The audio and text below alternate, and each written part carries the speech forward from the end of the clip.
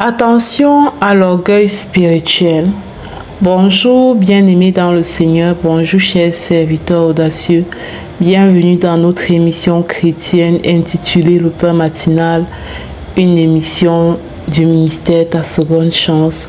Je suis Dr Doriane et je vais nous conduire dans la rubrique Exhortation.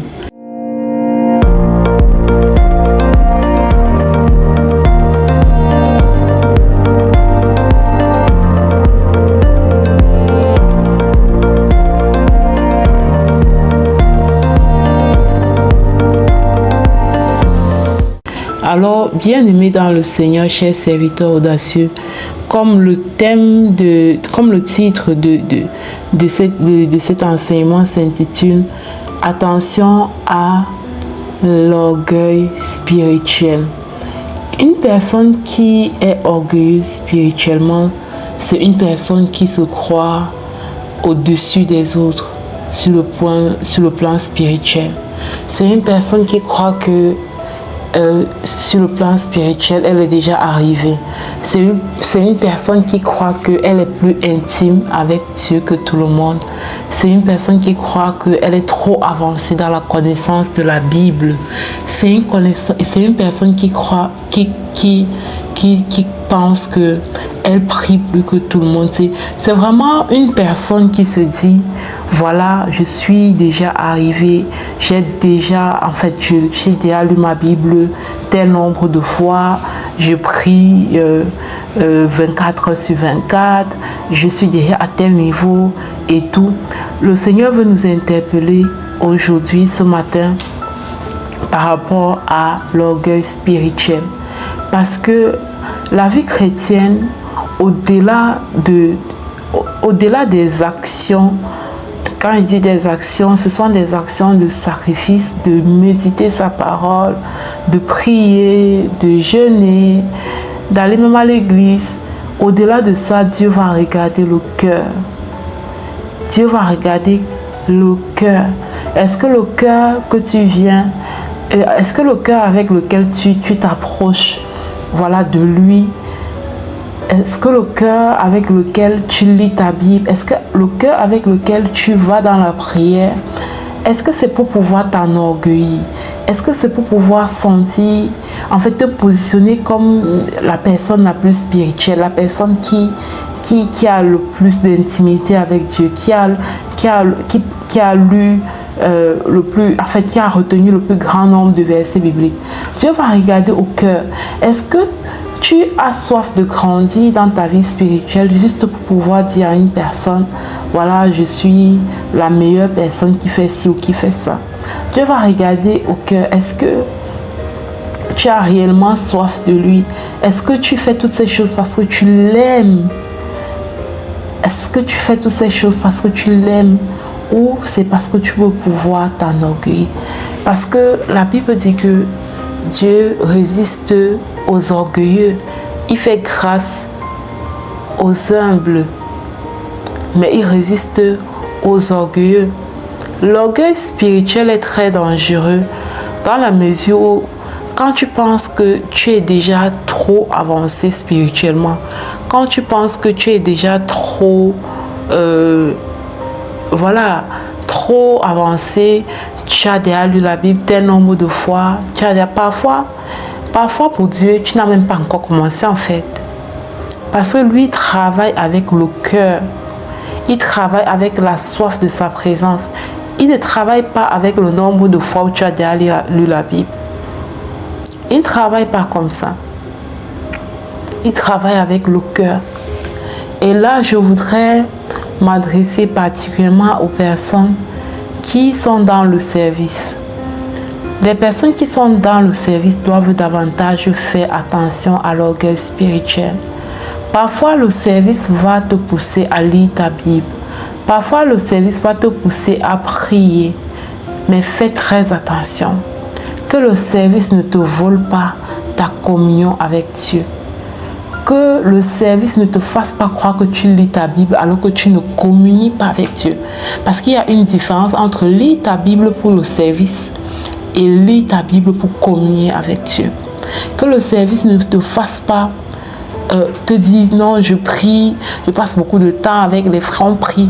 Mais la question c'est combien de temps est-ce que tu passes avec Dieu? Pas pour le service, mais rien qu'entre toi et lui. Donc, si nous sommes honnêtes, nous allons nous rendre compte que si on retire les heures où nous lisons la parole de Dieu pour le service, si on retire les heures où nous prions pour le service, si on retire les heures où nous jeûnons pour le service, on va se rendre compte que, mais voilà, on n'a même pas encore, on n'a même pas encore fait le bout du chemin en fait. On n'a même pas encore commencé la vie spirituelle. On n'a même pas encore commencé la vie spirituelle, on n'a même pas encore commencé la communion. La communion, koinonia. Peut-être que je ne prononce pas bien, c'est en grec ou en latin là. Mais la communion parfaite avec Dieu, on n'a pas encore commencé. Koinonia. On n'a pas encore commencé. On n'a pas encore commencé. C'est pourquoi nous devons rester humbles, être toujours comme cet enfant qui ne connaît rien et qui aspire à plus, qui aspire à grandir, qui aspire à vraiment à grandir, quoi. Avoir cette humilité. Et aujourd'hui, hier matin, j'ai fait quelque chose que je n'ai pas l'habitude de faire. Et c'est plus tard que j'ai compris que c'est parce que le Seigneur me préparait à cet enseignement qu'il m'a orienté de poser cet acte que j'ai fait. J'ai pris mon cahier, où je prends mes notes, où je note toutes mes choses. Et quand on a commencé les 7 jours d'enseignement, je me suis assise avec mon stylo et j'ai pris les notes. Bien que ce sont des choses auxquelles j'ai l'habitude, c'est-à-dire que je me dis, je connais, mais même si je connais ces choses, je crois que pendant que je m'humilie et je m'assois pour prendre les notes, Dieu peut me révéler quelque chose que je ne savais pas. Il peut me donner un réma pour moi, pour ma vie, pour ma situation, pour ce que je traverse. L'humilité. Soyons humbles. Oui, tu as reçu le baptême du Saint-Esprit. Oui, tu es né de nouveau, tu as reçu le baptême du Saint-Esprit. Tu as même eu ton baptême par immersion. Fais attention à ce que ça ne te donne pas l'impression que tu es au-dessus d'un autre chrétien. Parce que là, on n'a même pas, ça dit que là on est au stade, on n'a même pas encore commencé quoi. On n'a même pas encore commencé. On n'a même pas encore commencé. Et je vais également parler à une autre personne qui voit d'autres servir et a ce complexe d'infériorité et se dit que non, puisque tel parle de ci, de ça, voilà, elle me dépasse, elle est trop loin, est-ce que moi je peux même faire? Non. C'est toujours un problème si tu as un complexe d'infériorité parce que tu vois quelqu'un qui brille par le service. Faisons vraiment la part des choses. La vie spirituelle a 2 niveaux. Il y a la dimension où on te voit peut-être lire ta Bible, on te voit peut-être prier, on te voit. En fait, il veut dire, il y a la dimension où on te voit servir, et puis il y a la dimension de la communion. Il y a la dimension de la communion, et c'est là où nous devons faire attention. Que la brillance que tu as dans le service, que l'excellence que tu as quand tu sers, que la lumière que tu dégages dans le service ne te fasse pas oublier que la base c'est la communion, là où personne ne te voit. Et quand tu te souviens de ça, tu deviens humble et tu te dis mais je suis encore au début, Seigneur, enseigne-moi. Apprends-moi à t'aimer, apprends-moi à soupirer après toi, augmente à moi la soif de ta présence, augmente à moi la foi, parce que tu te rends compte que humblement là, tu es encore en train de faire tes pas, tu es encore en train de faire tes classes. Ça c'est l'humilité. Et c'est important.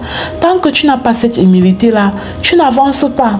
Tant que tu n'as pas l'humilité de reconnaître que oui, je suis en train de faire mes classes. Je ne suis pas encore arrivé. Je ne suis pas encore arrivé. Oui, les gens sont bénis par mes prières. Les gens sont bénis par mes exhortations, par mes proclamations. Mais je ne suis pas encore arrivé. Je suis encore en train de faire mes classes. Et cette humilité va te permettre vraiment de grandir. C'est parce que tu peux reconnaître que je suis à tel niveau que tu vas grandir. Mais une personne qui se prend la tête, qui pense qu'elle est déjà arrivée, voilà, finalement, elle ne va pas chercher à grandir. Et c'est ainsi qu'elle va stagner. Elle va stagner. Et à un moment donné, ça va se ressentir dans le service. Oui. Parce que même pour que le service que tu fais touche les gens, il faudrait qu'il y ait une connexion avec ta source, avec Dieu, tu vois. À partir du moment où la communion est négligée au profit du service, mais tôt ou tard, ça va se ressentir. Ça va se ressentir, les gens ne seront plus touchés parce que Dieu n'est plus là. Parce que pour que Dieu soit là, il faut qu'il y ait une communion dans le secret. Donc, je ne sais même pas à qui ce message parle, mais j'ai eu vraiment comme une inspiration à parler de ça, de l'orgueil spirituel. Ce n'était pas ce qui était prévu à l'ordre de ce jour, mais je crois que le Seigneur veut parler à son peuple. Derrière moi, ça me parle et je crois qu'il veut parler à quelqu'un. Peut-être c'est toi, peut-être ton voisin. Dans tous les cas, que la volonté du Seigneur s'accomplisse dans nos vies. Au nom de Jésus, je vais passer la parole à présent à la servante de Dieu, Lina, pour la proclamation de la parole inspirée. Shalom, shalom.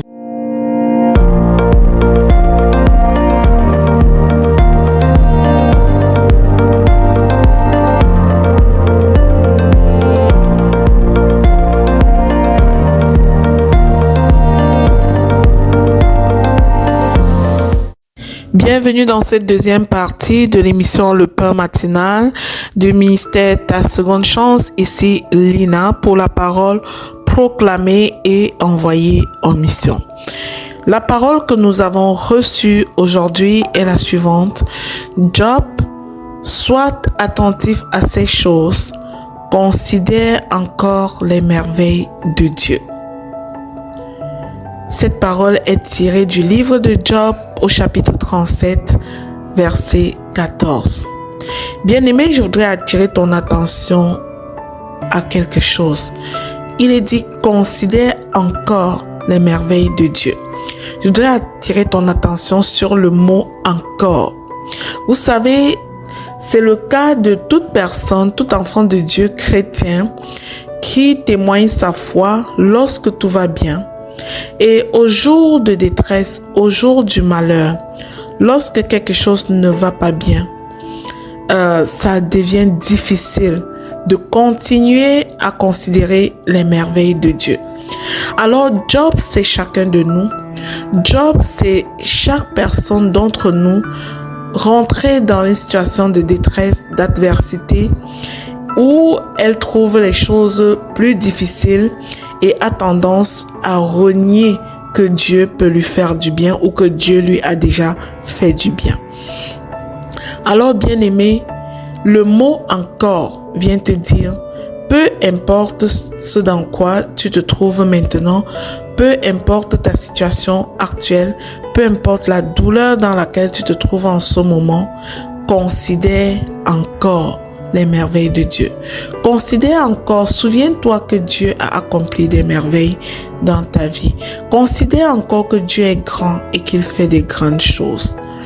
Alors, sur la base de cette parole, nous allons tous ensemble proclamer et déclarer les merveilles de Dieu jusqu'à ce que nous soyons en mesure d'entrer véritablement en contemplation de ces merveilles de Dieu, peu importe la situation dans laquelle nous nous trouvons. Je t'invite donc à proclamer, déclarer après moi, avec foi surtout, pour éveiller ta conscience sur cette réalité.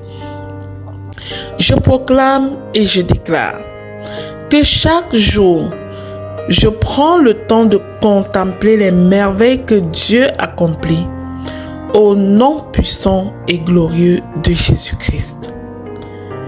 Je proclame que je cherche de voir la main de Dieu dans la beauté de la création et dans les détails de ma vie au nom puissant de Jésus-Christ. Je proclame et je déclare que les merveilles de Dieu remplissent mon cœur d'émerveillement et de reconnaissance au nom puissant de Jésus-Christ. Je considère les œuvres de Dieu comme des témoignages vivants de sa parole, de sa grandeur, de son amour au nom de Jésus. Je proclame et j'annonce que je célèbre les merveilles visibles et invisibles que Dieu opère chaque jour autour de moi et en moi au nom de Jésus. Je proclame et je déclare que mon regard s'ouvre, mes yeux s'ouvrent de plus en plus pour discerner la majesté des œuvres divines en moi et autour de moi au nom puissant de Jésus-Christ. Je déclare que je choisis de méditer sur les interventions miraculeuses de Dieu dans mon passé et dans mon présent.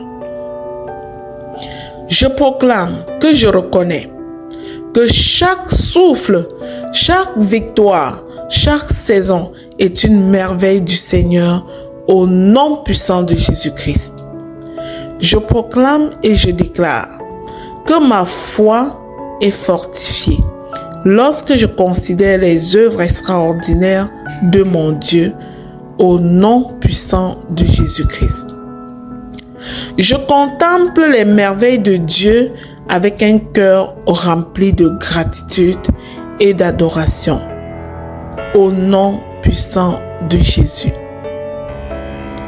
Je proclame et je déclare que je suis témoin vivant de la puissance créatrice de Jésus.